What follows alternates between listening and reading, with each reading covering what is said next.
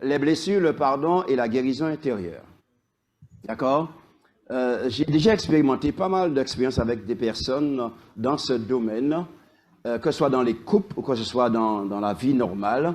Et franchement, je bénis Dieu parce que le résultat est magnifique. Quand on prend Dieu au mot, on prend Dieu au sérieux, frères et sœurs, c'est la plus belle bénédiction. Ouais. Savoir pardonner, pardonner et vivre libre. Voilà, ça c'est quelque chose d'extraordinaire. Mais je dis souvent, ça ne se dit pas, ça se vit. Il faut vivre ça pour comprendre de quoi on parle. Donc cet après-midi, je vais vous faire présenter l'étude. Nous allons essayer de comprendre ce qui se passe. Alors, on commence, on va aller directement, on n'a pas le temps, puis cet après-midi, d'accord? Donc, le pardon, c'est le pouvoir de guérir, suivez-moi, de guérir des blessures d'un passé que nous ne pouvons pas changer. Et ça va vous voir là maintenant. Frères et sœurs, ce qui est fait, rien n'y change. Vous êtes d'accord? Et ça, c'est la première chose à bien comprendre dans ma tête. Quand on m'a blessé, on m'a fait quelque chose, c'est fait, c'est l'action imposée, ben on ne peut pas revenir. D'accord? Ça, il faut l'accepter. Quand on a compris cela, eh bien, Dieu soit loué, on peut avancer. D'accord? Très important. Donc, la question essentielle, dans le pardon, c'est vais-je permettre à cet événement de ruiner ma vie ou de l'enrichir?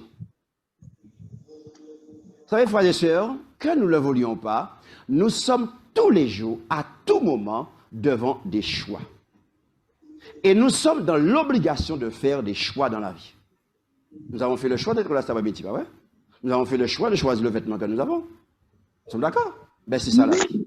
Je ne le veuille pas, hein? C'est ça la vie. On n'a pas le choix, il faut faire les choix. Donc maintenant, quand j'ai une blessure, la blessure est là, c'est une réalité. Ou alors, je m'accroche à cette blessure, j'en parle constamment, et je laisse cette blessure ruiner ma vie, me détruire. Ou alors, je m'assois, je m'arrête quand on a vu mardi soir, et j'analyse la situation, et je tire des leçons. Le choix m'appartient. De toutes les façons, comme je vous dis, hein, il faut faire un choix. Demain soir, on parlera de choix également. Donc, maintenant, tu peux tirer des leçons pour l'avenir, mais tu ne peux pas permettre à ce que cela ruine ta vie et que tu sois malheureux. Donc, si ta vie est ruinée et tu es malheureux, c'est un choix que tu as fait. Pourquoi? Parce que tu sais qu'il y a une solution. Et tu sais quelle est la solution. Mais en début de ça, tu fais ton choix. Tu fais ce que tu veux. Ben, il faut payer les conséquences. Et ça, c'est important, frères et sœurs. Il faut que nous apprenions à assumer notre responsabilité devant Dieu. Il n'y a pas 3000 solutions. La solution est simple. Et ça, c'est le programme de Dieu, on va le voir de toute façon. Donc, tu vois, il faut bien réfléchir. Voilà pourquoi j'ai parlé mardi soir. Les blessures ont l'art de me déstabiliser et que devant les circonstances, rappelez-vous, hein, Ecclésiaste, il faut s'arrêter et réfléchir. Vous vous rappelez de cela? D'accord. Donc, ton identité a pris un coup, ta personne a été touchée, c'est normal. Tu es en crise, je peux comprendre. Mais tu ne peux pas continuer à être en crise toute ta vie. Dieu ne t'a pas créé pour être en crise toute ta vie. Tu peux avoir un moment de crise. Jésus est passé par là. Élie est passé par là. Moïse est passé par là. L'apôtre Paul. Les hommes de la Bible sont passés par là. Donc, on peut avoir des moments de crise dans notre vie, moments de souffrance, moments de peine. Ça fait partie de la vie. On ne peut pas y échapper. Mais cependant, tu ne peux pas toute ta vie être en crise. Tu ne peux pas toute ta vie être en colère. Tu ne peux pas toute ta vie traîner ton passé derrière toi. Non. Si tu fais cela, c'est le choix que tu as fait de rester dedans. Parce que je répète, tu sais qu'il y a une solution. Et d'ailleurs, quand tu me dis que tu crois en Dieu et que tu aimes Dieu, alors là, tu es condamné d'avance. Ah oui. Hein? Et voilà pourquoi je pose la question, est-ce que je crois ou je ne crois pas en Dieu? Et mes frères, plus le temps va avancer, plus nous aurons à nous poser cette question, je crois ou je ne crois pas? Le malin a des choses en réserve pour nous. Et comme je dis souvent ici, le Covid nous a donné une petite leçon. Mais ces torches-là nous voient une pauvre charge-là. Nous pouvons voir hack, frères et sœurs. Donc si nous jouons à la guerre prime aujourd'hui, quand nous faisons demain, il faut bien que nous arrivions à comprendre ça, frères et sœurs, il y a tenir compte de la réalité de la vie. Tu crois en Dieu ou tu ne crois pas en Dieu? Tu crois en ses promesses ou tu ne crois pas en ses promesses? Tu veux être guéri ou tu ne veux pas être guéri? Tu veux souffrir toute ta vie ou tu veux arrêter de souffrir? Il faut toujours que tu te poses des bonnes questions et que tu trouves des réponses par la grâce de Dieu. Si tu veux être heureux, vivre avec une vie équilibrée, c'est important tout cela. Donc, le plus grand problème avec ne pas pardonner, c'est que vous en souffrez pendant toute votre vie. Et ça, j'aimerais que vous puissiez enregistrer ça quelque part dans votre tête, s'il vous plaît. Quand tu refuses de pardonner, tu vas souffrir toute ta vie. Tu pourras beau faire semblant d'après toi avec le masque, mais un jour, chasser le naturel, il revient au galop. Donc tu vas faire semblant que tout va bien d'après toi, mais tu es en souffrance. Et tu vas souffrir que tu le veuilles ou pas. Quand tu refuses de pardonner. Parce que le pardon, ce n'est pas moi qui l'ai inventé. Ce n'est pas l'Église qui a inventé le pardon. Ce n'est pas un homme qui a inventé le pardon. C'est Dieu. Et d'ailleurs, c'est parce que nous sommes pardonnés que nous sommes là aujourd'hui. Oh oh. Ah ben, n'oubliez jamais cela. Il ne faut jamais oublier cela. Donc, il faut comprenez bien, hein, quand je refuse de pardonner, je m'abandonne, je dirais, à une vie de souffrance. Il y aura des hauts et des bas, tantôt tu vas te sentir bien dans l'ambiance d'après toi. C'est ça le malin fait avec nous, il joue avec nous. Bah ouais. C'est comme le chien et la souris, vous voyez, comme il joue, il lâche, il couille, il tient, il lâche, voilà. C'est ce que le malin aime faire avec nous. Celui qui ne pardonne pas est lié, menottes au poignet, aux pieds, à une personne avec qui il passera toute la journée, malgré de degré ou de force, je dis ça comme ça. Est-ce que ça va? Suivez-moi bien. Hein? Je suis lié, menottes au poignet, menottes au pied avec une personne que je ne veux pas pardonner. Wow. Que tu ne le veuilles pas, mon frère. Tu es lié à cette personne. Tu es attaché à cette personne. Tu es condamné à cette personne-là. Donc la solution, c'est le pardon. Et si tu refuses le pardon, tu es esclave. Et je vais te dire plus que cela. Tu penses à la personne. Tu dors avec elle dans ta tête. Cette personne devient ton oreiller. Tu la détestes, mais elle envahit ton être. Voilà la réalité de ta vie. Tu peux beau faire semblant si tu veux, mais ça c'est la réalité de ta vie. Et tu ne pourras jamais être heureux, jamais vivre une vie spirituelle tant que tu es dans cet état-là. Fais semblant si tu veux, mais tu ne vas pas t'en sortir. Quand tu vas dormir, il va remplir l'esprit. Quand tu vas t'asseoir pour manger, le manger ne descend pas. Quand tu vas parler, on va te parler de la personne, tu es dans tous tes états. Quand tu vas entendre ton nom, tu peux être chez toi, toute seule d'après toi. Tu regardes un film à la télévision, en action qui a rappelé au problème, frère. Tu vois, on peut essayer de couillonner vous-même, essayez de couillonner bon Dieu, c'est OK pour tes pètes. Mais il faut que nous soyons intelligents aujourd'hui. Hein. Il faut que nous arrêtons de nous faire souffrir nous-mêmes. Il faut que nous arrêtons de nous mentir à nous-mêmes. La réalité va toujours te rattraper. Tu hais la personne parce qu'elle t'a blessé. Tu ne l'aimes pas, mais elle envahit ta vie, ton existence. Wow. C'est ce qui rend ta vie difficile et c'est ce qui fait que tu es en souffrance et que tu ne peux pas vivre une vie spirituelle équilibrée et épanouie. Alors que la solution de te dire, c'est le pardon. Oh là là, Seigneur. Le pardon, vous savez, ne vient pas seul. Et faut décider de ne pas prendre le chemin de la violence et du ressentiment. Parce que quand tu es blessé, ça fait mal. Tout mal fait mal, pas vrai? Mais tu as mal.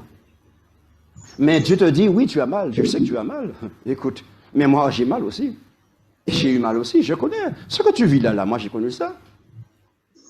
Et tu n'es pas le seul au monde à passer par là. Il y a d'autres personnes qui ont souffert plus que toi. Parce que tu crois que tu es le seul, comme quelqu'un me disait, je suis le seul à souffrir, ce que je vis, personne ne comprend. J'ai dit, mon frère, non, calme-toi, là, s'il te plaît. Ouais, parle pour toi. Mais ne me fais pas croire que tu es le seul à souffrir. Il y a d'autres qui souffrent plus que toi. Je suis bien placé pour te le dire. Je sais ce que je rencontre dans mon ministère tous les jours, dans ce que Dieu me donne de faire.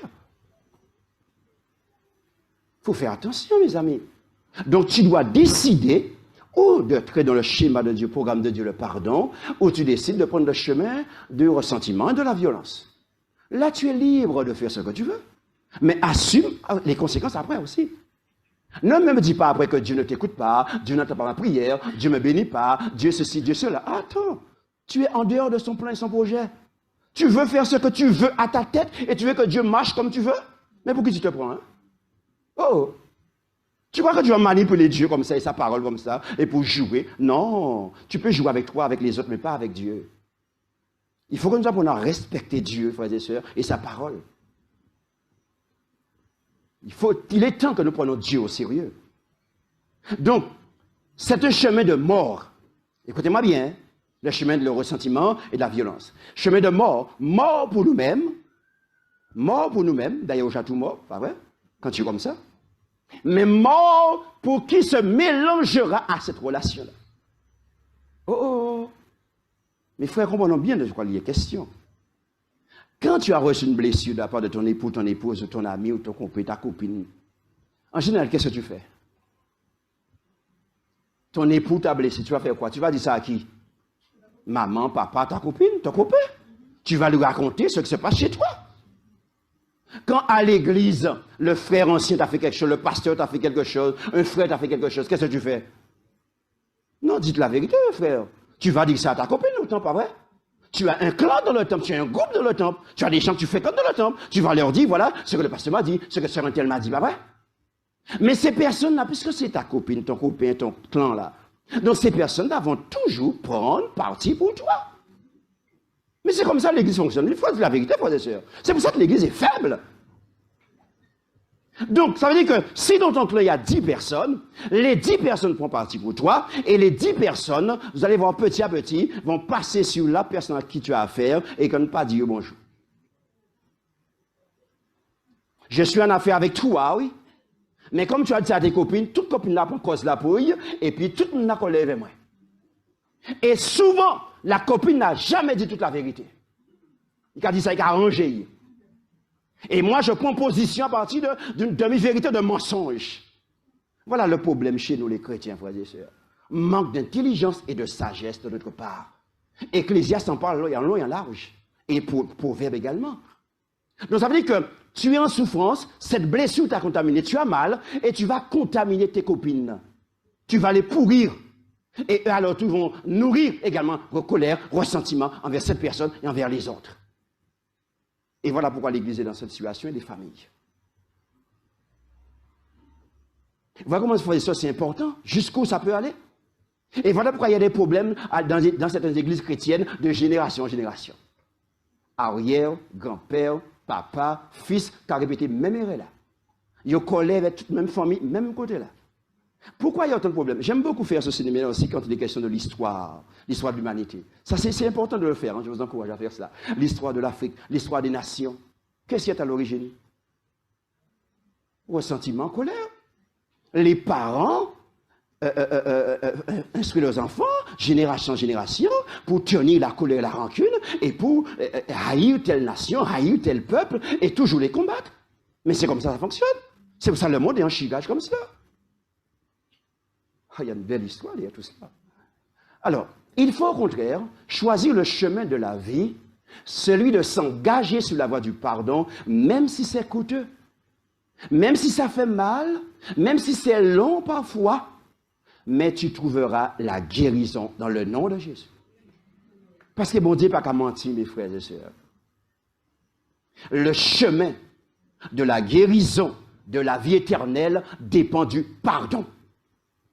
Et c'est parce que Dieu t'a pardonné que tu as droit au salut aujourd'hui. C'est parce que Dieu t'a pardonné que tu as le droit d'aller un jour dans le ciel avec lui pour l'éternité. Donc si le pardon est bon pour toi, le pardon est bon pour l'autre aussi. Donc si Dieu t'a pardonné, tu vas être en mesure de pardonner aussi à l'autre. Et c'est la condition pour aller au ciel. Oh, débrouille-toi. Et je dis à mes frères et sœurs, mes amis, vous pouvez venir à l'église matin, midi et soir. Dimanche, mercredi, vendredi, tous les jours, venez à l'église comme vous voulez. C'est un lieu public, un lieu libre. Entre comme tu veux, fais ce que tu veux, danse, habille comme tu veux. Il n'y a pas de souci. Mais dans le ciel de Dieu, tu n'entreras pas comme tu veux. Ah, attention, là. Ah, attention. Ah oui, tu n'entreras pas comme tu veux. Parce que là, c'est Dieu qui décide.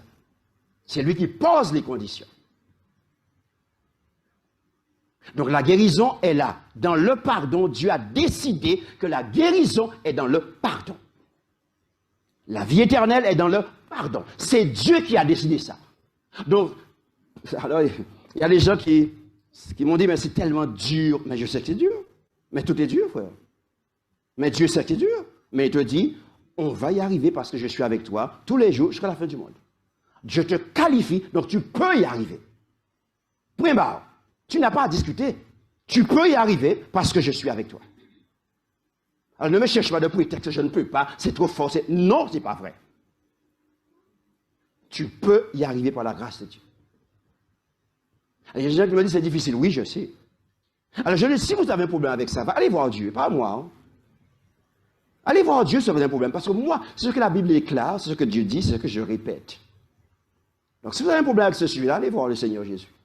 Mais je ne me permettrai jamais, jamais de répéter des choses pour faire plaisir aux gens. Jamais. Je vais toujours dire ce que la parole de Dieu déclare. Que ça plaise ou non, frères et sœurs.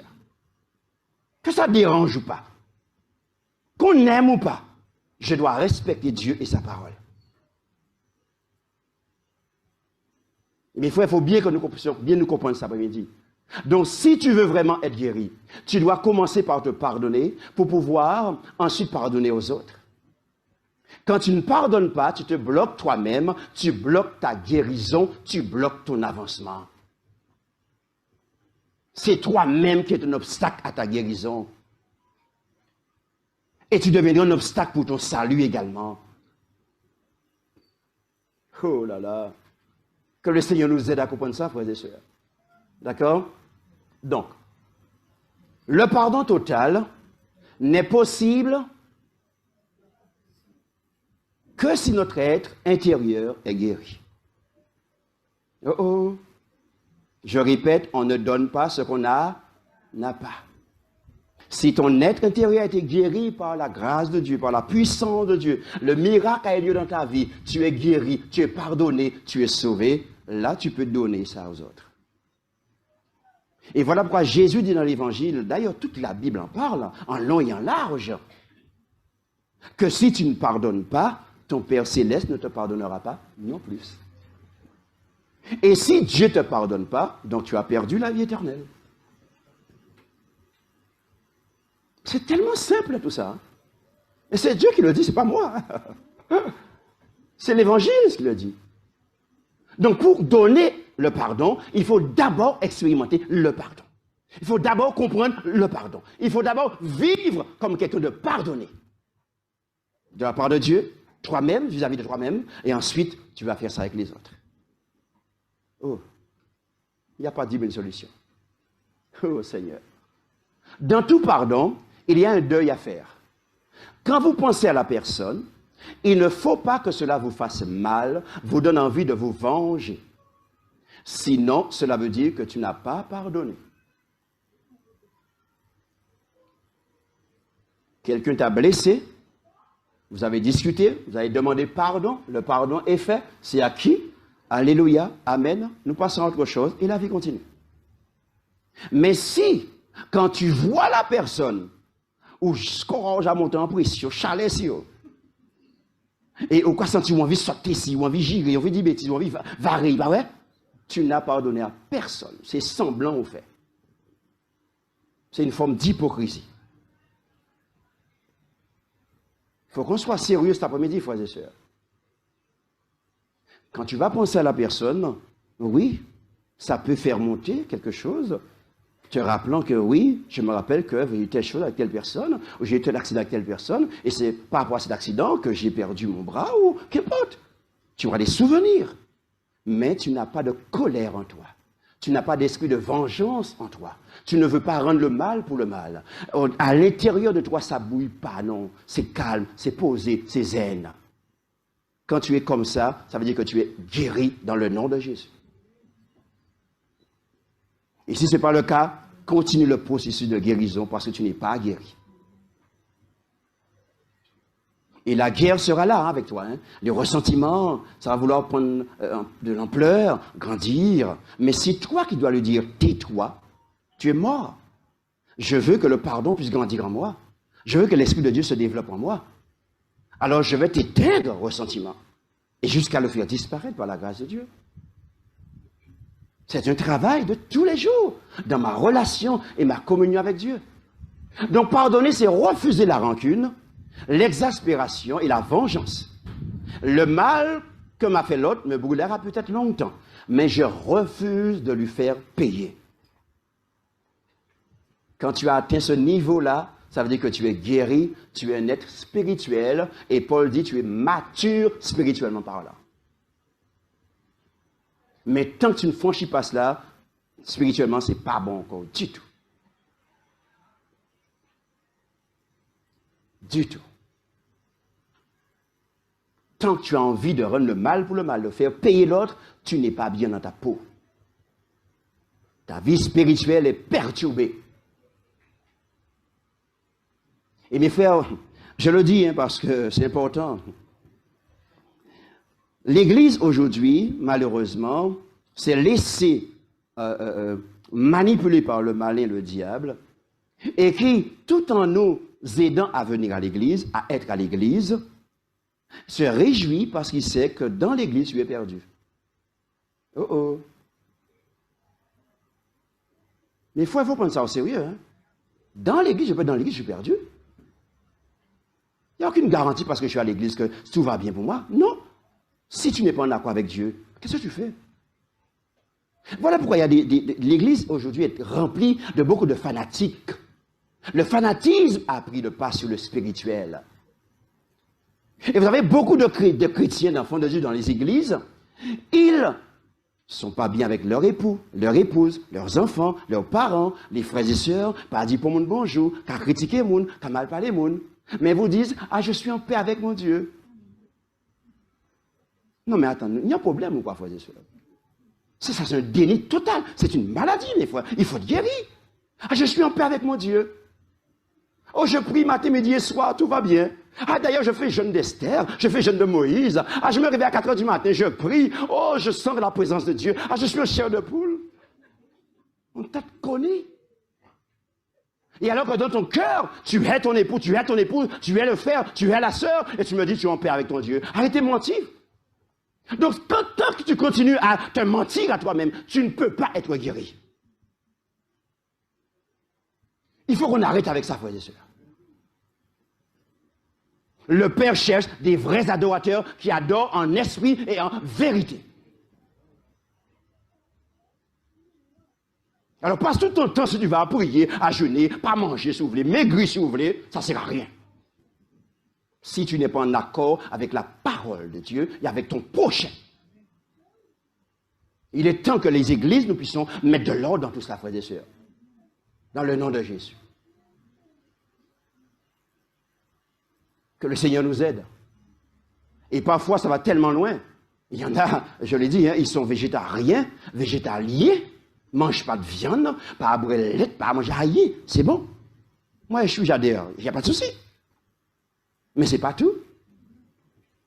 Et même dans ce domaine, il y a trop de fanatisme dans l'Église. Ah, si tu ne fais pas ça, tu ne seras pas transmué. Ah, tu n'auras pas l'Esprit Saint, tu ne seras pas sauvé. Ah bon? Et pourtant, les mêmes personnes, ils sont chimériques, ils sont drôles, ils sont susceptibles, ils n'ont pas dit bonjour, ils sont haïmoun, ils n'ont pas mal parlé moun. Ça sert à quoi? Tu ne manges pas de viande, tu ne manges pas de poisson, tu ne manges pas cela, et tu crois manger moun. Attends. Vraiment, il est temps que nous puissions comprendre les choses. Hein. Il est important de comprendre les choses. Que le Seigneur nous aide cet après-midi. Pardonner, c'est nous libérer de nombreux fardeaux que nous ne méritons pas de supporter à vie, ni en celle de Jésus-Christ. Tu n'es pas Jésus-Christ. La haine enlève l'énergie de la volonté et de l'espoir. Frères et sœurs, je vais ouvrir une parenthèse. Je n'ai pas le temps d'aller plus loin, mais je vais le dire quand même. Vous savez que pour haïr quelqu'un, ça demande énormément d'énergie et de puissance. Oh oh. Ah, je vous le dis maintenant là, hein, si vous ne le savez pas. Pour haïr quelqu'un, pour dire du mal de quelqu'un, ne pas dire bonjour, ça demande de l'énergie et de la force.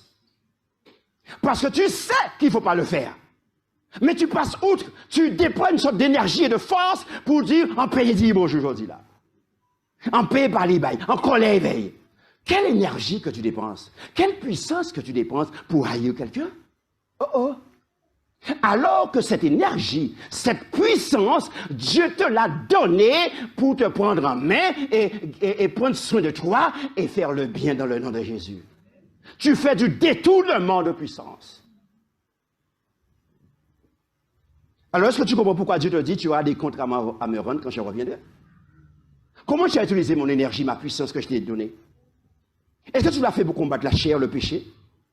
Combattre ton passé, combattre tes blessures? Ou est-ce que tu l'as utilisé pour combattre ton prochain? Ton prochain, créé à mon image, s'il te plaît.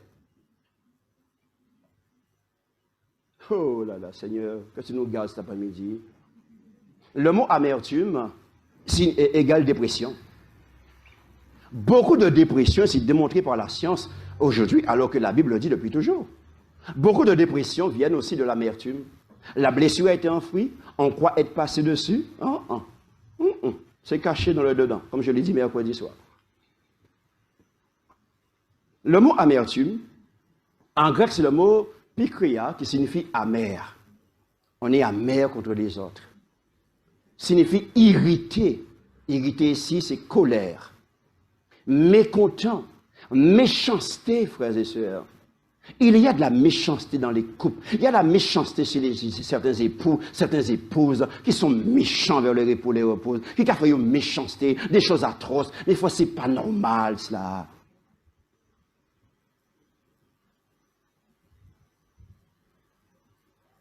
La haine amère, une racine amertume. Vous voyez, on parle de racine. Vous voyez pourquoi je dis que Dieu doit déchouquer le mal à la racine? Parce que je joue racine dans le mauvais. Qu'est-ce que tu veux faire de bon? Oh là là. Mais il faut être un enfant de Dieu, je répète. Ce n'est pas venir dans une église et s'asseoir et être là. C'est plus grave que ça, c'est plus important que ça. C'est une mission que tu as. Refléter la gloire de Dieu, l'image de Dieu, le nom de Dieu. Les élus à la fin des temps, les 54 000 là-bas, vrai, ils ont le nom du Père et du Fils. Le nom symbolise dans la Bible le caractère, les valeurs, l'identité, les caractéristiques. Dieu aura un peuple à la fin des temps qui aura ce peuple-là, le caractère de Dieu. Alléluia. C'est pour ça que Dieu t'a sauvé.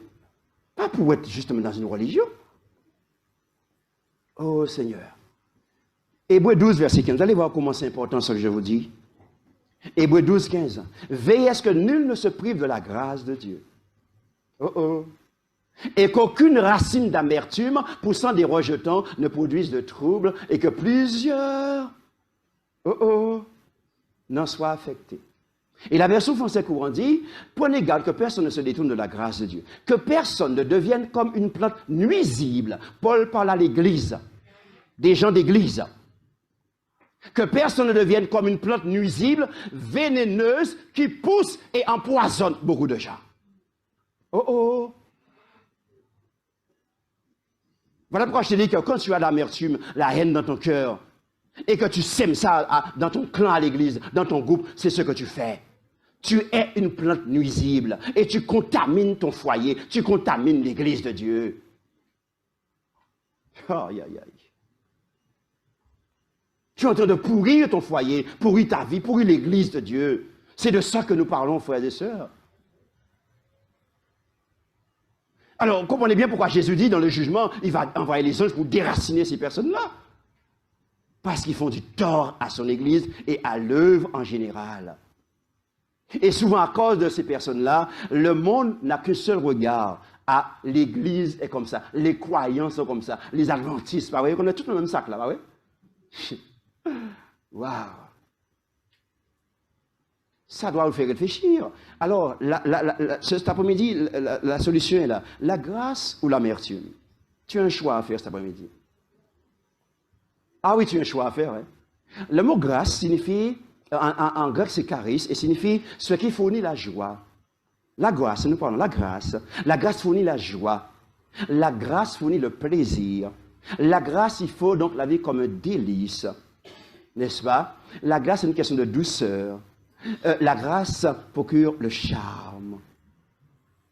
Tu deviens charmant quand tu baignes dans la grâce. La grâce, c'est une question de tendresse. La grâce signifie bonne volonté, reconnaissance et plaire. On parle beaucoup de grâce au sein de l'Église. Mais quel est le résultat de la grâce? Ça belle, hein, la grâce, la grâce. Je suis sauvé par grâce. Mais ça, c'est parole en bouche. Mais quel est le résultat dans ta vie de tous les jours? Est-ce que quand tu parles à ton épouse, il y a des délices, il y a de la douceur, il y a le charme, il y a la tendresse? Est-ce qu'elle est scotchée à tes lèvres parce que ce que tu dis est succulent? Oh oh! C'est de ça que nous parlons cet après-midi. La grâce, c'est ça la grâce, mes frères. C'est pas tu es sauvé grâce et tu es dans l'église, c'est fini. Non! La grâce, le terme, c'est le mot racine d'amertume. Puis qu'il y a méchanceté extrême, ça veut dire. Une racine amère, un fruit amer, haine amère. Si la racine est amère, l'arbre est amer, branche-là amère, fruit-là aussi quand amère. Ah ben oui, mon cher. Mango pas avec une nette, hein? Oh. Donc, frères et sœurs, est-ce que nous comprenons de quoi nous parlons cet après-midi? Le ressentiment, c'est du poison. Et ça, j'aime bien cette image que j'utilise beaucoup. C'est du poison qu'on prend en espérant que ça va tuer l'autre. Voilà le déni. Quand je dis que nous sommes dans le déni, parfois, frères et sœurs, par rapport aux blessures, par rapport aux masques, voilà, c'est totalement problème, la malade totale aveugle. Le voile, le masque, je ne vois rien. Tous les jours, je prends un peu de poison. La haine, la colère, mal parler, critiquer, ça c'est poison. Tous les jours, je prends du poison. Tous les jours, je prends un peu de poison. Et ensuite, je suis là et j'observe et j'attends ce que mon prochain puisse mourir. Et je suis là, il parle moi-même. Ouais. Et le pire, en cas au contraire, il y a une gras, il y a une belle. Mais c'est là encore moi-même. Aïe, aïe, aïe. Si on a bu poison là, mais on va attendre ni mot. Vous voyez le masque, frères et sœurs. Vous voyez le danger de ce que nous sommes en train de voir depuis une semaine ici. C'est ça le ressentiment. Et pour éviter que ça arrive là, Dieu dit le pardon, c'est le médicament. C'est le médicament que moi, Dieu, ton Créateur, j'ai donné pour ta guérison. Alors, si tu es malade, je ne sais pas moi, tu souffres, je ne sais pas, de la tête. En général, on te donne de l'iprane, bah ouais, il fera le gain qu'on sort. Mais si le médecin te donne un médicament pour traiter un cancer chez toi, qu'est-ce qui est passé? Médicament qui est finalement déclenché un cancer, bah ouais. Mais ça, c'est pas un médecin, c'est un charlatan. Tu lui dis, j'ai mal à la tête, il y a un médicament contre un cancer. Il y a des bagailles, bah ouais. Mais il faut fumer, c'est sorti là tout de suite. Hein. Donc, si c'est ainsi qu'on joue avec Dieu, frères et sœurs, et que nous voulons prendre le médicament que nous voulons, parce que nous croyons que nous sommes intelligents, on a la science infuse, on est sage, on a la connaissance, on a la science humaine, alors on connaît des choses, Dieu est dépassé, et je prends ce que tu veux, je veux comme médicament, tu t'attends à être guéri? Tu te trompes lourdement. Tu te trompes lourdement. Le pardon, c'est la clé qui déverrouille la porte de la rancune et les menottes de la haine. Parce que tu es enchaîné, tu es esclave. C'est une puissance qui brise les chaînes de l'amertume pour te libérer de ce sentiment qui va t'emmener à la mort, sûr et certain. Le pardon, c'est la clé, la solution. Oh Seigneur. Quand on vit dans l'esprit de vengeance, on tisse soi-même les fils de son propre malheur, bien plus qu'on atteint la personne visée. Et quand vous lisez le livre des Proverbes, il dit que le méchant, il tend un piège pour son ennemi, n'est-ce pas? Mais chemin faisant, il oublie. Et 2 jours, 3 jours, 1 mois après, lui-même a tombé en piège à lui. Parce que le méchant et le menteur n'ont pas de mémoire. Il a oublié vite. Ils tombent eux-mêmes dans leur piège. Et la pierre roule sur leur tête. Oh là là là là là là. Ouais, frères et sœurs, pourquoi l'évangile nous est donné? Parce que Dieu nous aime et veut nous guérir dans notre situation. Dieu n'est pas là pour nous embêter, mes frères. Dieu veut notre bonheur, notre salut, notre bien-être, une vie équilibrée. Donc, il faut savoir ce que nous voulons réellement. D'accord? Ok, donc, nous terminons là. Nous devons comprendre également que le temps par lui-même n'aide pas. Le temps n'aide pas. Laisser passer le temps, ça n'aide pas toujours. Parce que pourquoi je vous dis ça? Parce que ça ne t'empêche pas de haïr et d'oublier. Souvent, au contraire, le temps t'aide à accumuler la haine, à rassembler la haine, à haïr encore plus.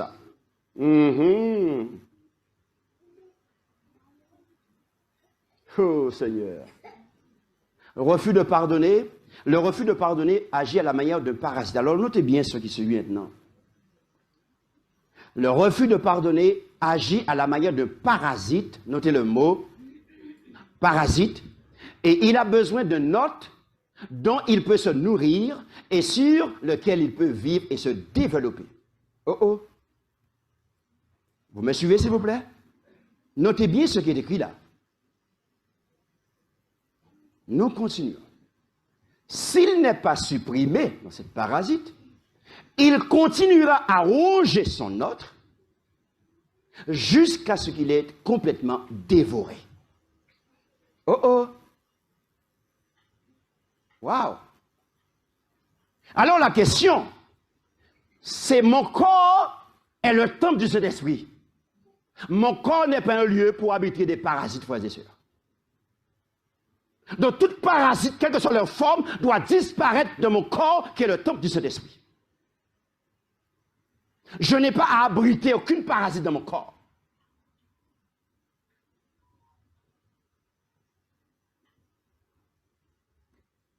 Il faut l'expulser. Pas désherbant, produit, tout ce que tu veux. Mais ce produit, c'est le sang de Jésus. Amen. Voilà, le sang de Jésus doit passer dans toutes les fibres de ton corps, de ton être, pour enlever toutes les parasites. Parce que ton corps est le temple de Dieu. Tu n'as pas été créé pour abriter des parasites, mon frère. Je répète ça. Et c'est important, ce que je te dis là. Voilà pourquoi la Bible dit, celui qui détruit le temple de Dieu, Dieu le détruira aussi.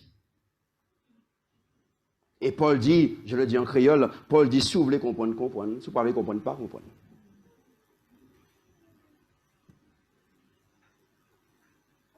Vous voyez, frères et sœurs, pourquoi Dieu nous a mis le pardon et pourquoi c'est important?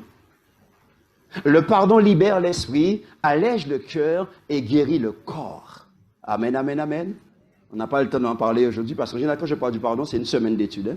Là, c'est vrai qu'on n'a pas le temps pour parler, pour faire la relation qu'il y a entre le corps et le pardon, ou le non-pardon. Comment ça peut abîmer les cellules de notre corps, les différents organes de notre corps, mes frères. C'est magnifique ça. Ok, alors l'heure est arrivée, ça va très vite. Aïe, aïe, aïe. Bon, on va faire avec, on a dit. Hein. Le moment est venu maintenant de partager. Et je ferai la conclusion tout à l'heure. D'accord? Voilà. Alors, tandis que vous réfléchissez, j'ai fini avec l'étude de cet après-midi. Tandis que vous réfléchissez, j'ai 3 questions. Et je réponds à ces 3 questions et après, tout de suite, on y va, on enchaîne. Alors, faut-il partager d'un tel séminaire avec une personne que l'on sait en pleurs déjà? D'accord? Qui est en plein détresse. D'accord? Et ensuite, ceci n'est-il pas trop tôt pour lui en parler? Et à quel moment? D'accord. OK. Vous savez, frères et sœurs, comme je dis souvent, il y a une manière de faire les choses. D'accord? Et la manière de faire les choses, s'il y a quelqu'un qui est bien placé pour nous aider, c'est le Saint-Esprit.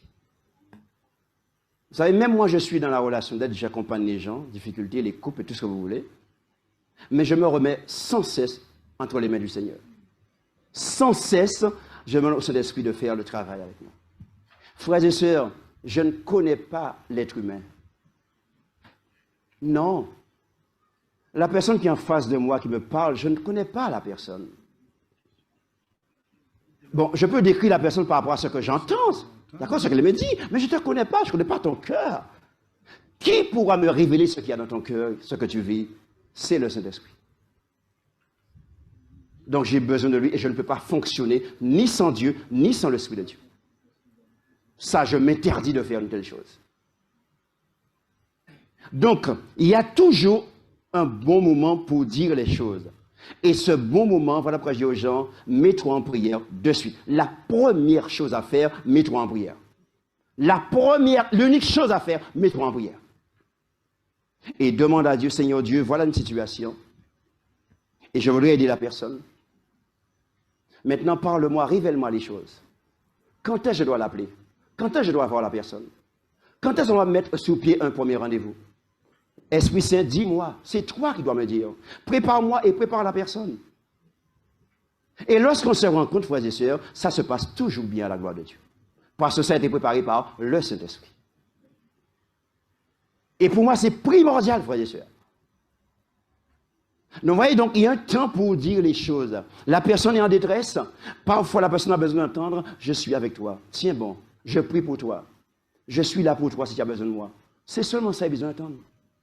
Il y a des fois, nous voulons nous faire passer pour des docteurs, des théologiens, des scientifiques. Nous avons un grand docteur d'après nous. Nous vous êtes consolés, mais nous avons fait le plus mal qu'il y a. Demande à Dieu de te révéler le bon moment pour parler à la personne et comment parler à la personne. Il va te le dire car c'est son job de cet esprit. Et ça, je parle d'expérience toujours, hein, frères et sœurs. Et au moment où le Dieu te dira, oui, maintenant appelle. Ou la personne même t'appelle. Ah, ça c'est encore mieux quand tu demandes à Dieu de le faire. La personne même t'appelle. Je suis prête, ou alors, est-ce qu'on peut se voir? Alléluia. Et à ce moment-là, donc, je peux partager avec cette personne ce que j'ai appris dans ce séminaire. Voilà pourquoi je veux dire que le livret que vous allez recevoir demain soir est un outil de travail. Pas pour les remettre dans un coin chez vous. C'est un outil de travail pour vous personnellement et pour aider aussi les autres. Les techniques de façon de faire. Très important, d'accord? Et ça, frères et sœurs, c'est important. Vous savez, je vais vous raconter une histoire encore. C'est pour vous aider à comprendre, frères et sœurs, où nous sommes. Une famille a perdu son enfant. La dame est en souffrance et son époux en crise en train de pleurer. Mais est-ce normal? Oui, c'est normal. C'est humain. Bon Dieu pleurait, Jésus pleurait, mais c'est normal ça. C'est l'émotion qui s'exprime. Et il faut laisser s'exprimer ces émotions. Donc elle est en train de pleurer, souffrir, et on comprend, c'est difficile pour elle, surtout ça fait des années qu'elle attendait, qu'elle priait Dieu. Et quelqu'un sort, je ne sais pas d'où, qui me dit, voyez, et vient voir la sœur pour lui dire, ah mais arrête de pleurer, si tu pleures, tu n'as pas la foi, il ne faut pas pleurer comme ça, ah d'ailleurs tu ne sais pas, peut-être c'est Dieu qui l'a pris, tu ne sais pas s'il aurait fait un vagabond demain. Mais nous terribles parfois à l'église, oui. Quand tu n'as rien à dire, ferme ta bouche. Et prie dans ton cœur. Nous blessons les gens, nous tuons les gens, frères et sœurs, parfois. Parce qu'on veut toujours dire quelque chose. Mais il y a des fois, il faut te taire. Le fait de prendre la personne dans tes bras, mettre ta main sur son épaule, c'est suffisant, oui. Il n'y a pas besoin de parole parfois. Oui. Mais on veut toujours pour se prendre pour ce qu'on n'est pas. Mais faisons attention à cela. Nous n'avons pas le droit de faire ça. Ok, c'est important. Deuxième question que j'ai ici. Alors, est-ce qu'une personne qui prétend être blessé dans l'âme peut nous manipuler de cette façon. Alors ça, oui. Ah, ça, oui. Bon, je ne vais pas entamer ce sujet parce que c'est très vaste. Lorsqu'on parle de pervers ou pervers narcissiques, ce sont des gens blessés. Ce sont des champions du monde de la manipulation. Ben oui. Et ils sont terribles. Et ce sont des cas, écoutez-moi bien, pour ne pas mettre la confusion là et dire ce que je n'ai pas dit. Hein. Les pervers narcissiques, ce sont des cas, je parle de scientifiquement parlant, des cas de non-retour. La seule différence lorsque nous croyons en Dieu, c'est que nous croyons que Dieu, lui, est capable de changer cela. Mais Dieu ne va pas changer ça si tu n'es pas d'accord et si tu ne fais pas appel à lui. Parce que le pervers, il est rempli de lui-même. Donc il croit qu'il n'a pas besoin de Dieu. Mais s'il ne s'humilie pas, il ne s'écrase pas pour dire à Dieu, Seigneur, sauve-moi de mon incrédulité, il pète net. Aïe, aïe, aïe. Ces cas, s'il fallait parler en ça, il y a tellement de choses à dire, mais ce sont des gens dangereux et c'est grave, je vous dis. D'accord? Donc ça peut arriver que les gens puissent nous manipuler. Et ça existe, hein? Il y a des psychologues, des psychiatres, ce que vous voulez, qui ont déjà manipulé leurs clients, vous savez tout ça? À des fins personnels. Ça peut arriver, oui. C'est pour ça que je vous dis que c'est le travail du Saint-Esprit. Voyez encore pourquoi? Donc, deuxième chose, est-ce que la personne qui nous soigne d'une blessure de l'âme peut être aussi lui-même blessée? Ben oui. Je suis passé par là. J'ai été blessé, j'ai reçu des blessures, j'en ai souffert, j'ai failli m'enlever la vie parce que je ne voulais plus vivre. Mais Dieu m'a soigné, Dieu m'a guéri, et maintenant je dis gloire à Dieu. Et maintenant il m'utilise pour aider les autres. Alléluia. Donc ça se fait, frères et sœurs, effectivement. Et d'ailleurs, les gens me disent souvent, ils ont du mal à être compris par les psychologues et les psychiatres qu'on sort, et j'arrive à les comprendre. Parce que j'ai vécu des choses que la personne a vécues. Parce que c'est des choses que j'ai vécues, je peux comprendre ce que tu as vécu, pas vrai? Je suis bien placé pour être dans ta porte, te comprendre. Et répondre à tes besoins. Donc oui, ça existe, frères et sœurs. Et d'ailleurs, tu es plus efficace, hein, comme ça aussi. Parce que tu sais de quoi tu parles là. Alors, on pas venir devant nous répéter le soir à l'école, savoir apprendre l'école. Non, là, nous sommes au pied du mur. Là, nous sommes dans la vérité, dans le vécu. Là. Ah. Et dernière question, pourquoi, alors c'est la dernière fois j'ai mis à l'écran la personne qui a reçu la blessure de l'injustice, et j'avais mis l'image du réfrigérateur bien ordonné. La personne me dit, mais pourquoi est-ce un problème? N'est-ce pas plutôt une vertu du fait d'être ordonné? Mais la personne a raté tout ce que j'ai dit. Hein. Malheureusement, elle a mangé le reste de ce que j'ai dit. Et c'est souvent ce qui arrive, frères et sœurs. C'est pour ça que je prends plaisir toujours à répondre et à m'expliquer à nouveau. Je prends plaisir, ça ne me dérange pas, rassurez-vous. Hein? D'accord? Rappelez-vous ce que j'ai dit. Quand ça te dérange, quand ça te met en rage, quand tu es en colère contre toi-même, quand tu es en colère contre ton époux et tu lui fais un procès, tu l'injures, tu maltraites parce qu'il m'a mis Bella là pour Bella Kaila, ça, c'est une souffrance, ce n'est pas en qualité. Attention, faites la différence. Parce que c'est un mal-être. Tu es malade, tu es en colère. Donc, pas dis-moi c'est en qualité. Attention. Oui, il faut t'ordonner. Moi, je suis comme ça. Et mon épouse me disait parfois, je suis trop carré, trop machin. Bon, j'ai beaucoup progressé par après, n'est-ce pas? Mais c'est important d'être ordonné, d'être organisé. Il n'y a pas de souci. Mais il ne faut pas franchir l'autre côté de la barrière, du côté de, comment on appelle ça? Les gens qui sont maniaques, c'est devenu une maladie. Et ça existe. Hein? Et ils sont contrariés pendant un jour, des jours, un mois. Hein? Mal dans leur peau. Hein? Même ont du mal à manger. Hein? C'est de ça que je parle, hein, s'il vous plaît. Ça, c'est grave, ça. C'est une maladie à ce moment-là. Il faut faire très attention. OK, d'accord? Donc voilà les 3 questions que j'avais. Et je devais répondre. Donc maintenant, je suis à vous, frères et sœurs. Waouh, ça va très vite. Je dois respecter ma parole. Il nous manque 15 minutes. D'accord, ouais, ça va vite. Hein, voilà, ça me dérange beaucoup qu'on ne puisse pas prendre le temps qu'il faut pour faire ce travail, mais que voulez-vous? Oui, d'accord. Oui, quand quelqu'un vous dit je te pardonne, mais je n'oublie pas. Oh, papa. Peut-on dire que cette personne a vraiment pardonné? D'accord. Alors, ça dépend de ce que ça veut dire. Déjà. Alors, il y a des gens qui parlent, et souvent, c'est ceux qui me rendent triste. On parle, mais on ne sait pas ce qu'on dit. Et on ne mesure pas le poids de ce qu'on dit. D'accord? Quand tu me dis, je te pardonne, mais je n'oublie pas. Moi, je te pose la question toujours, qu'est-ce que tu veux dire par là? Je veux que tu sois clair dans ce que tu dis. Est-ce que tu es cohérent avec ce que tu dis? Est-ce que tu sais quel mot tu as utilisé? Pourquoi tu l'as utilisé? Est-ce que tu as compris l'intérêt de ce que tu viens de dire? Pour moi, c'est important de t'aider à déchiffrer le mot que tu viens d'employer avant de te répondre. Est-ce que tu vois? Parce que quand tu me dis que je te pardonne, mais je n'oublie pas. D'accord? Alors, dans le contexte où c'est dit, et je comprends ce que tu veux me dire, hein, je vais répondre sur les deux de toute façon, je te pardonne et je n'oublie pas. Regardez bien la personne qui dit ça. Regardez son visage. Regardez son corps. La communication, ce n'est pas seulement la parole verbale. Le corps, le visage parle, transmet aussi des messages. Quand tu me dis, je te pardonne, je n'oublie pas, tu regardes mon visage, tu vois que c'est tiré. Tu vois que je suis gonflé, boudé. Là, il n'y a pas de pardon du tout. Ça n'a rien à voir, il n'y a pas de pardon là même. Ça veut dire que, écoute-moi bien ce que ça veut dire, je vais être très loin avec vous, puisque j'aime beaucoup ce domaine, je veux dire. Hein. Ça veut dire que je te pardonne, mais je ne t'oublie pas. Donc, quelque part, je t'attends au tournant. Je suis clair avec vous sur les mots. Hein. C'est pour ça que je dis que c'est important pour moi, les mots. Donc, ça veut dire que je n'oublie pas ce que tu m'as fait, je t'attends au tournant. Donc, en un mot, veille à faire. Je t'attends au tournant. C'est fait. Créole. Ouais. Donc, la prochaine fois que tu vas me faire quelque chose, arrête d'oublier, pardon là, arrête de sortir si haut. Il faut voir ce que c'est important. Moi, c'est pour ça que je dis que le mot, tu vois, c'est important. Quand je te regarde, je dois comprendre ce que tu as dit. Donc, dans ce cas, pas ni pon pardon là. Ça n'existe pas le pardon. C'est un parada. Tu es d'accord?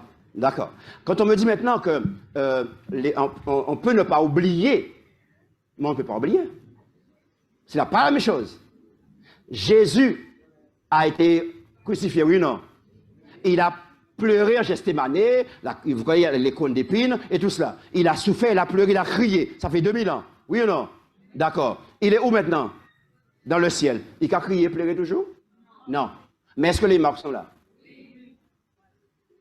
Voilà pourquoi ce matin je vous ai dit que ça c'est là. Je sais, ça m'a fait mal. Je sais que j'ai souffert avec ça, pas vrai? Mais je dis jour. J'ai pas de souci. Tu vois la différence? Quelqu'un m'a coupé le bras, j'ai pas de bois, mais je sais que ça m'est arrivé un jour. Je sais quand il est arrivé, par qui c'est arrivé. Est-ce que tu vois? Donc ça, je l'ai là, moi. Mais quand je pense que j'ai pas de bois, je n'ai pas envie de me venger de la personne, ni le jurier, ni le tuer, ni quoi que ce soit. Ce qui est fait est fait, et je continue à vivre par la grâce de Dieu. Tu vois? Là, tu es guéri. Amen. Alléluia. Vas-y, ma soeur. Oui, alors, ma question est de savoir, oui. Est-ce que le pardon, c'est un processus, oui. ou alors est-ce qu'il peut être instantané? Alléluia. J'aime ta question, ma soeur. Oh, tu sais pourquoi j'aime ta question? Parce que dans les séminaires que j'ai l'occasion de faire, il y a des gens qui sont venus.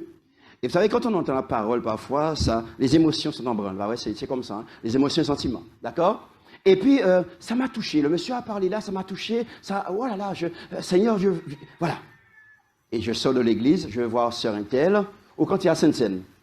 Je vais voir Sainte-Seine, je lui dis, ah sœur, tu sais, ça m'a touché, je t'avais blessé, je te demande pardon.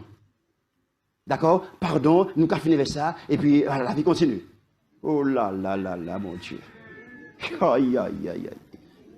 Ça, c'est une réaction, une parole dite sur le coup des émotions. Quand les émotions vont tomber, n'est-ce pas? Tu vas te retrouver au naturel, ce que tu es. La haine, la colère que tu as. Voilà pourquoi, frères et sœurs, dans nos églises, parfois, dans le passé, les gens manipulaient les gens dans la prédication de l'évangile. Pour faire baptiser les gens, quoi faire au paix. Accepte Jésus là, parce que si tu sors, tu sors là, tu as un accident, tu meurs là, tu ne seras pas sauvé. Qui sommes-nous pour dire ça aux gens? Ou c'est mon Dieu?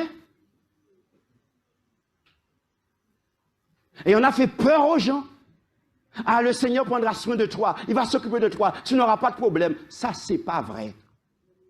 Il ne faut pas dire ça. C'est la manipulation émotionnelle et spirituelle. Tu n'as pas le droit de dire ça aux gens. faire les gens prendre des décisions sur le coup de la peur, émotion, la peur. Donc, tu vois? Donc, quand tu arrives dans une situation comme ça, séminaire comme ça, et ça te touche, la première chose à faire, ne va pas voir le frère, la sœur pour lui dire pardon. Oh, si c'est l'esprit qui te le dit et tu es convaincu, alors tu peux y aller.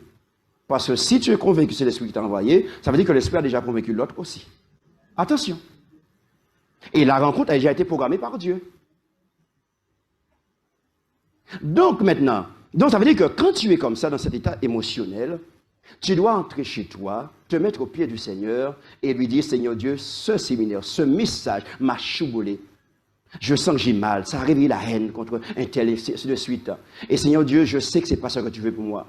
Alors, s'il te plaît, nous allons mettre sous pied un programme de prière, relation, d'intimité. Nous allons parler, toi et moi. Tu vas me nettoyer, tu vas me guérir, Seigneur Dieu, et tu vas me mettre bien. Et ensuite, maintenant, Dieu te dira, maintenant, vas-y. Je t'ai travaillé.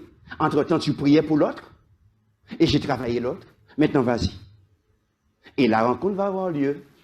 Et le pardon va être vrai, sincère et définitif. Donc le pardon, pour répondre, c'est vraiment un processus. Tout simplement. Ça ne se fait pas comme ça. Et souvent, c'est le coup de l'émotion, ça se fait comme ça, et après. Pourquoi il y a des problèmes dans les comités parfois? Les nominations, pourquoi il y a des problèmes parfois? C'est pas à cause de ça, alors. Quand tu viens sur un truc, tu n'as pas voté le programme de tel, ah, tu vois pas mon programme, ah, tu as quelque chose contre moi, alors. Ah, tu ne m'aimes pas. Ah, oui, veille. Ah ouais? Mais c'est ça, oui. Et puis tu as la haine, la colère, parce qu'on n'a pas voté ton programme, et tu sors du comité au colère tout le monde. Ou bien on parle dans le comité encore. Mais c'est de ça que nous parlons, oui. Donc, frères et sœurs, c'est important ce que nous sommes en train de voir. Le pardon est un processus. Écoutez-moi bien, une histoire qui m'a fait du bien, c'est Jacob et Ésaü. 20 ans colère. 20 ans. Et il fallait que Dieu brise Jacob. Avec l'échelle et tout ce qui va avec. Que Dieu brise, change son nom, le nom qui vaut caractère. Et c'est quand Dieu a fait ce miracle en lui, voilà combien de temps. Et entre-temps, Dieu travaillait Ésaü dans le désert. Avec le soleil brûlé, quelques neurones dans ta tête, pas vrai? Soigner, mettre de l'ordre dans son cerveau. Dieu a travaillé ça. Et qui a permis la rencontre? Dieu. Et quand ils se sont rencontrés, Jacob a tremblé toujours. Alors qu'Esaïe content, mon bien-aimé frère, j'ai pardonné, j'ai oublié ça. Il y a un serviteur. Amen, amen. Frère, quand c'est Dieu qui est derrière le pardon, ce n'est que du bonheur. C'est un bien-être total. Il n'y a pas de colère après, il n'y a pas de rancune après, il n'y a pas envie de se venger après. Là, le pardon est vrai et total. Parce que bon Dieu pas jobé, bon Dieu pas choqué, Dieu est vrai. Quand il fait quelque chose, il le fait entièrement et totalement. Alléluia. Donc c'est toujours un processus, frères et sœurs, avec Dieu et ensuite avec l'autre. Alléluia. Vous savez, il y a des gens qui ont suivi mes séminaires, ça fait 2 ans que je travaille sur les séminaires, qui ont suivi, qui ont écouté. Et puis, comme tu dis au départ, bon, je vais écouter. Ça commence toujours comme ça, on écoute. Moi, on n'a pas compris vraiment de quoi on parle. Il y a des gens qui sont venus qui ont écouté la 2e, 3 fois mon séminaire, et là, ça fait un déclic. 3e fois, tu ne te rends pas compte? Parce qu'au départ, on vient comme un spectacle, écouter, comme on a l'habitude de faire à l'église. On vient là, on s'assoit, c'est un spectacle, on écoute. Voilà pourquoi je parle, il faut se préparer quand on vient dans ce séminaire. Il y a des personnes dans les séminaires qui ont été touchées et qui ont pris 1 an avant de m'appeler. 1 an. Mais qu'est-ce que je peux faire? Continuer à prier. Ce n'est pas à toi de déclencher quoi que ce soit sur le travail du Saint-Esprit. Il ne faut jamais chercher. Moi, je ne fais pas ça. Je ne vais jamais dire aux gens, je fais ça, je suis prêt à t'aider. Ce n'est pas mon rôle. Je dois rester à ma place et laisser l'Esprit de Dieu faire son travail. La différence, c'est ça. Je ne suis pas en train de chercher le client, ça ne m'intéresse pas. D'ailleurs, je refuse d'appeler les gens clients. Voilà. Voilà. Ça, c'est important. Tellement important, mes frères. C'est pour ça que vous voyez, quand moi, je suis en train de faire des préparations de mariage pour 3 couples d'ailleurs. Et mes frères, par rapport à mon ministère et de mon expérience, je refuse d'accompagner des gens sans revenir sur leurs blessures et leur enfance. Je sais pourquoi je le fais. J'ai l'obligation de le faire devant le Seigneur. Et j'ai 2 cas, je suis en train de traiter là maintenant, où je leur ai parlé de ça, ils n'ont pas tenu compte. Maintenant, c'est la crise dans le mariage. Mes frères, ton passé que tu as eu enfant, jeune, quand tu vas te marier, tu vas traîner ça dans le mariage. On a du mal à comprendre ça, mes frères, mais tu vas traîner ça dans le mariage. Et si Dieu ne te guérit pas, le mariage va mourir, quand tu le veuilles ou pas. Hein. On ne donne pas, je répète, ce qu'on n'a pas. Hein. Et c'est important de parler de ça aux gens. Notre Église a commis l'erreur dans le passé et on travaille sur des choses très intellectuelles, tout ce que vous voulez. Et on n'est pas ça à côté. Dieu soit loué, maintenant on essaie de rectifier les choses. Mais on ne peut pas faire une préparation mariage avec les gens sans parler de leurs blessures. Mais ce n'est pas possible. Et moi, j'insiste aujourd'hui, j'en parle et j'ai besoin d'en parler. Et quand je présente mon programme, mon projet à ces gens-là, il faut qu'on accepte ou pas. Tu en as besoin. J'en ai souffert, mes gars, frères et sœurs. Il parle raconter son histoire, mais je pourrais pas raconter mon histoire. Chez vous aussi, là. Hein. Et je bénis Dieu qui m'a sauvé de ça. Et qui fait ce que je suis aujourd'hui par sa grâce. Mais le combat continue toujours, par la grâce de Dieu. Mais j'en ai connu aussi, frères et sœurs. Et les gens que j'accompagne, aujourd'hui, il y a des couples que j'accompagne, des gens de 60 ans, 70 ans, frères et sœurs, et qui sont en souffrance terrible. Puis, ils ont déjà fait leur vie, ils ont grand-mère, grand-père, hein. Mais c'est maintenant que la souffrance vient. Après 40 ans de mariage, c'est maintenant qu'ils veulent divorcer, ils veulent le laisser. Parce que la blessure s'est réveillée. Vous voyez pourquoi j'insiste, et mes frères, il ne faut pas prendre ça à la légère. Ce séminaire, c'est important. Il ne faut plus qu'on joue avec le Seigneur, avec nous-mêmes. Il faut prendre ça au sérieux aujourd'hui. Il faut prendre ça au sérieux, frères et sœurs. Et sans compter le nombre de couples qui sont dans le paraître, le m'as-tu vu, dans l'église, devant les gens, mais dans la maison, ils cohabitent ensemble. Chaque monde chamaille aux affaires ailleurs. Ne communique pas. J'ai rencontré la femme de pasteur, pas adventiste, et qui me parlait de sa blessure, de sa souffrance.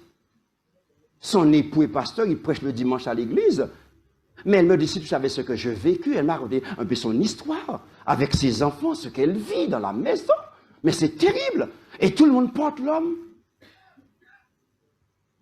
Et elle me dit, sa souffrance est tellement dure qu'elle attend qu'un enfant de 18 ans part en études en métropole et partir avec son enfant et c'est fini après. Des fois, je vous dis, il y a des souffrances. Il y a des choses terribles. Ce matin, il y a une dame, vous savez, il y a la formation d'aide. Il y a Poujol qui fait la formation en Guadeloupe tous les 2 ans. Et il y a une dame de Saint-Claude qui apprécie le travail que je fais. Et une qui est venue ce matin spécialement pour me voir, puisqu'elle a entendu ce que je fais. Et elle voulait vraiment me voir en personne et me saluer, m'encourager. Elle me disait ce matin en partant avant, « Ah, mon frère, je t'encourage, je te félicite pour ton travail, mais mon cher, ni travail. Ni travail. Mais je suis conscient, mes frères. Tu ne travailles tout bonnement, mes frères. Il y a des souffrances, vraiment, je vous dis, frères et sœurs. Et on ne se protège pas assez. On ne se protège pas assez. Les gens sont pressés pour se marier. Et pourquoi ils veulent marier? Pour une relation sexuelle dans le cadre de Dieu. Souvent, c'est ça, oui. Ou bien veulent un enfant. Alors, si vous pensez que le mariage, c'est simplement une relation sexuelle, il y avait un enfant, vous êtes à côté de la plaque, totalement. Ce n'est pas le mariage, ça. Aïe, aïe, aïe. Et après, ce qui arrive, je vous dis, je suis en train de travailler avec des gens comme ça aujourd'hui. En Guadeloupe et en dehors de la Guadeloupe. Parce qu'ils se sont mariés pour être en règle avec l'Église. Je ne vais pas commettre un péché, donc je veux me mettre en ordre, je me marie. Ils se sont mariés, quelques mois après, fini. Il n'y a plus de relation sexuelle. Tu fais quoi? Aïe, aïe, aïe. Tu fais quoi avec le mariage maintenant? Ou alors, tu réalises que tu ne peux pas avoir d'enfant, le mari ne peut pas avoir d'enfant. Tu fais quoi avec le mariage? Aïe, aïe, aïe. Ce que vous voyez, frères et sœurs, il faut prendre le temps de se former. Les gens se forment depuis la maternelle, en passant CP, CE, tout ce que vous voulez, arrivent à 18 ans à leur bac, après leur bac, ils vont en études, se perfectionner, pour avoir un diplôme, pour travailler, pour s'insérer dans la société et être quelqu'un. Et dans le mariage, vous refusez de vous préparer. Le mariage qui est le fondement de la société. Il n'y a pas d'école, il n'y a pas de préparation. On joue avec ça. C'est pas sérieux, mes frères. Et moi, je travaille beaucoup sur ça. Et mon rêve, c'est un jour créer une école de préparation au mariage. C'est important, mes frères, aujourd'hui. Très important. Oh, que le Seigneur nous garde. Mes frères, il faut qu'on arrête. Ok? N'allez pas aux abîmes. Tu vas aux abîmes. Oui, parce que j'avais prévu de terminer à 17h, le pasteur m'a dit ça samedi dernier, et j'ai déjà dépassé de 15 minutes. Il ne faut pas qu'on me dise qu'après que j'aime tenir parole et moi. Je comprends que vous ne voulez pas aller, vous voulez rester, mais ce n'est pas perdu. Ok? Oui, j'avais dit 17h, vous voyez, d'accord? Vas-y. Ah, les gens qui vont de Téma. Oh là là, les gens qui vont de Téma peuvent partir, les autres restent. Waouh, mes frères. Je sais que c'est intéressant, je vous ai dit, dans mes séminaires, c'est cette partie que j'aime beaucoup. C'est très important pour moi. Il faut donner le temps à l'Église et aux membres de s'exprimer. J'en ai besoin moi-même aussi de vous écouter, mes frères. J'aime pas être pressé par le temps, ça me dérange beaucoup quand je suis pressé par le temps et qu'on n'arrive pas à faire les choses convenablement, vous voyez? Alors, ok. Mes frères, on prend 5 minutes encore? D'accord, 5 minutes. D'accord. C'est parti. Est-ce qu'il y a une dernière question? Un témoignage? Oui, vas-y, mon frère. Frère, je t'aime. Merci. Je te remercie, bien-aimé. Ça fait longtemps que je te connais. Je te remercie beaucoup. Tu as parlé tellement bien là. Waouh! Frère, tu dois être un modèle. J'essaie par la grâce de Dieu. J'essaie d'être. Parle-nous un petit peu de toi. De ton mariage avec ton épouse. Ah, d'accord. Oh. De vos relations. Ça, c'est une belle expérience. Hein. S'il faut en parler, il faut aller très loin. Hein. Ça va prendre du temps. Mais je bénis Dieu pour mon épouse, mes frères. Ça fait 30 ans qu'on se connaît, 28 ans en mariage. Et je pense que Dieu a mis cette femme auprès de moi parce qu'il connaissait mon ministère. Et elle est vraiment à la hauteur.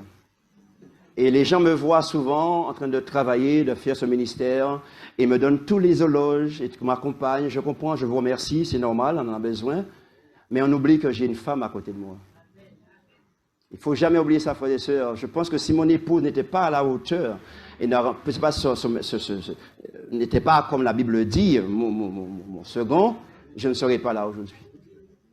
Je n'aurais pas pu accomplir ce ministère, mes frères, s'il n'y avait pas une femme près de moi. Et ça, c'est important de bien comprendre cela, frères et sœurs, qu'elle est toujours fidèle avec moi, toujours à mes côtés. On fait toujours les choses ensemble.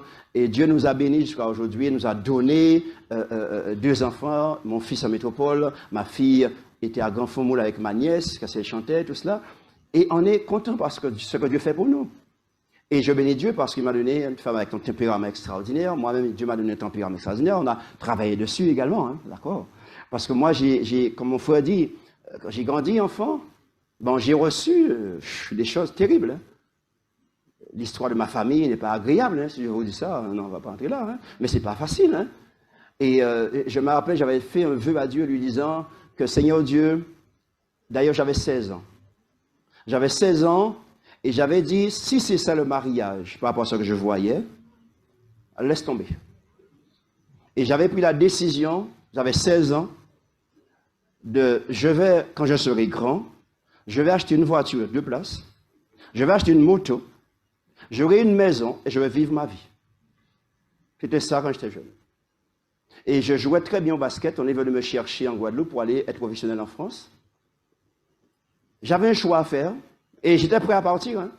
C'est mon grand frère qui m'a dit, mais tu es chrétien, n'oublie pas. Hein. J'ai été baptisé à 12 ans. Et mon père me dit, ah mais oui, attention, tu ne pourras pas.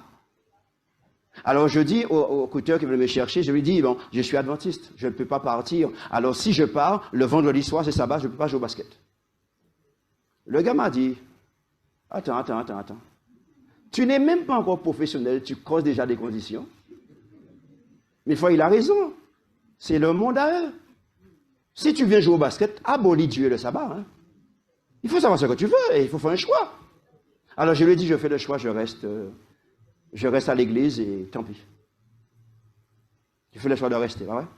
Donc j'avais l'occasion de mener cette vie que j'avais dit, parce que ce que j'ai vu. Et quand j'avais 19 ans, 20 ans, j'ai commencé à étudier, à comprendre, j'ai dit, ah, la vie que mes parents ont, notamment surtout mon père qui est plus dur, la vie que je vois autour de moi, dans ma famille, je parle de la famille de mon père et ma mère, c'est terrible l'histoire. J'ai dit, ah, j'ai compris. Ça, c'est leur histoire. Ça, c'est leur vie. Ça, c'est leur vision de la vie. Et cette vision qu'on nous a donnée. Mais, ah, il y a autre chose. Les frères, ça fait tilt. Et j'ai voulu connaître autre chose. C'est là que je me suis formé, c'est là que j'ai appris des choses, je me suis éduqué, je me suis rééduqué d'ailleurs, et que Dieu a effacé tous les faux schémas mentaux pour m'aider, et ensuite à prendre les bonnes décisions et à me placer de son côté. Quel combat, bah vraiment frère. C'est un combat terrible. Hein? J'aurais pu tomber de l'autre côté aussi. Mais j'avais fait un vœu à Dieu, Seigneur Dieu, je ne veux pas représenter ce que je vois si je me marie demain. Jamais. Jamais. Et je bénis Dieu que mon épouse est là. Et jusqu'à aujourd'hui, je bénis Dieu, je n'ai jamais eu de problème avec elle. Je n'ai jamais dérespecté mon épouse. Jamais crié sur mon épouse. Jamais humilié mon épouse. Elle est là, elle peut témoigner. C'est un travail, mes frères, avec le Seigneur. Ah. Et je bénis Dieu à continuer ce combat. Je te dis, c'est pas fini. On peut être là aujourd'hui, mais demain, pas vrai. On continue le combat par la grâce. D'accord? Donc ça, c'est juste un aperçu. Hein. Mais en tout cas, pensez à nous dans vos prières pour que Dieu nous aide et continue à nous garder dans cette unité et à poursuivre cette mission qu'il nous a donnée. On en a besoin, amen. Et ça fait du bien de savoir que sa famille est avec tout de nous et que ça aide, ça te donne plus de force pour prêcher l'évangile et aller de l'avant, pas vrai? C'est du bonheur. Merci Seigneur, merci à vous également.